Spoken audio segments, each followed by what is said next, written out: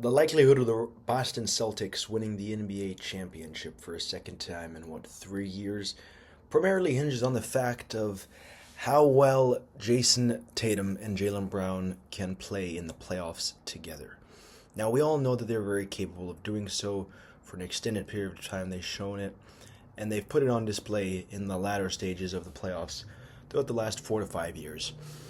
Now, the Celtics will no doubt ease past the 76ers in 5 or perhaps 6 games. Then they go on to face the Knicks. I think they're a better matchup for the Knicks.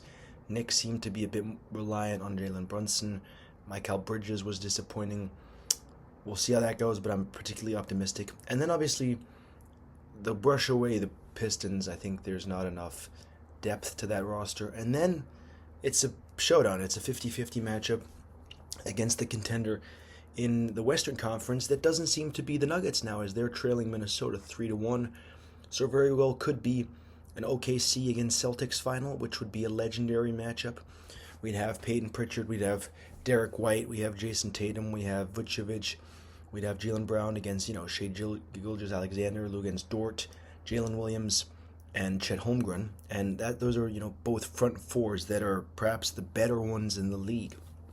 And we also understand the Celtics team has the potential of just chucking up threes and just converting, a measly 7 to 12%. So that's also on the table, no doubt. The question is, what Celtics team do we see, and especially in the key moments? The Celtics are very capable of scoring a lot of points, amassing a grand total, but they're also capable, as I said, of just having nights to forget. So I can't wait to see what the Celtic team does. I am counting on them to make the finals, and then based off of that, we'll kind of see what transpires. But anything other than a finals finals appearance would be underwhelming in my book, just because the fact that if you look at the Celtics, they were second for the most part in the season without Jason Tatum, and now he comes back, he's healthy. I mean, hello, you're surely counting on probably a top 10 to 12 player in the league now returning for the Celtics, and not to mention now he's next to his counterpart. A and B combo, BC. This should be hands down Celtics all the way in the East.